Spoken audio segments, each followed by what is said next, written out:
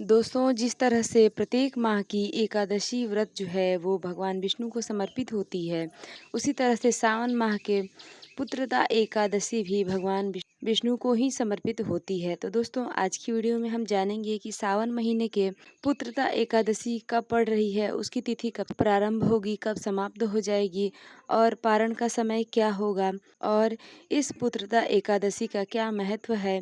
तो इन्हीं सारी बातों को जानेंगे इस वीडियो में। तो चलिए दोस्तों, बने रहें आप हमारे साथ इस वीडियो के अंत तक। और अगर आपको जानकारी अच्छी लगे तो वीडियो को एक लाइक ज़रूर करें। तो चलिए दोस्तों, वीडियो को शुरू करते हैं।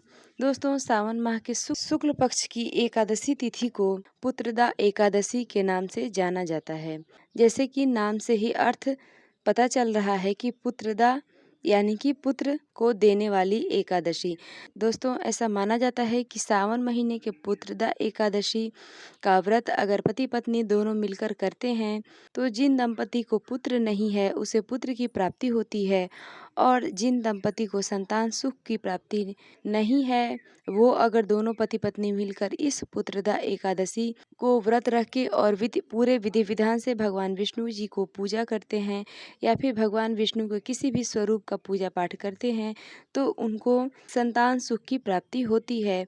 दोस्तों, पुत्रदा एकादशी जो है वो साल में 2 बार आती है, एक बार पौष के महीने में और दूसरा जो है वो सावन के महीने में।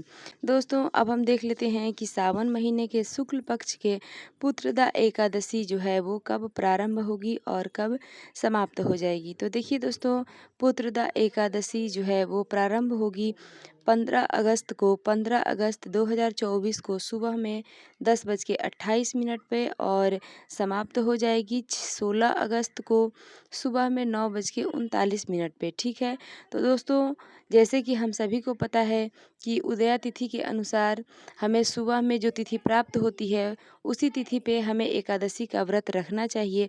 तो अब दोस्तों, क्योंकि 15 अगस्त 2024 को भी हमें पुत्रदा एकादशी की तिथि जो है वो प्राप्त हो रही है और 16 अगस्त को भी हमें तिथि प्राप्त हो रही है एकादशी का। ठीक है। तो अब क्योंकि दोस्तों दोनों दिन ही एकादशी है, लेकिन दोस्तों शास्त्रों की मान्यता अनुसार दशमी युक्त एकादशी अगर पड़ जाती है तो उस एकादशी तिथि को छोड़कर अगली तिथि में व्रत और उपवास करना शुभ होता है, शुभ फलों को देने वाला होता है।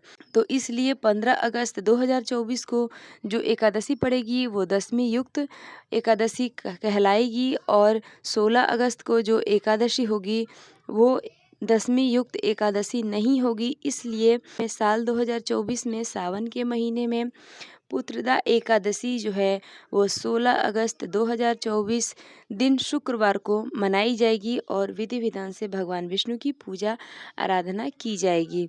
ठीक है। अब दोस्तों, हम देख लेते हैं कि पारण का शुभ समय क्या है, क्योंकि देखिए दोस्तों, एकादशी के दिन जितना महत्वपूर्ण व्रत रखना होता है, पूजा करना होता है, उतना ही महत्वपूर्ण पारण करना होता है। क्योंकि पारण जो है वो मुहूर्त में ही किया जाना चाहिए और हरिवासर को ध्यान में रखते हुए पारण हमें करना चाहिए।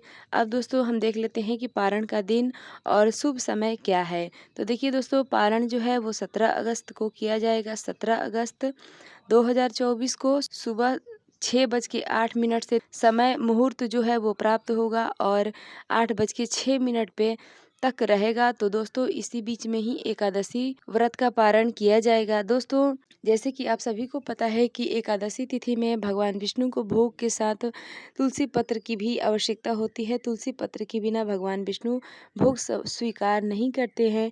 तो इसलिए हमें एक दिन पहले ही तुलसी पत्र तोड़ के रख लेना है और भूल के भी एकादशी तिथि के दिन तुलसी माता में पूजन और किसी भी तरह से तुलसी माता को स्पर्श ना करें और तुलसी पत्र को भी नहीं तोड़ना चाहिए। ठीक है।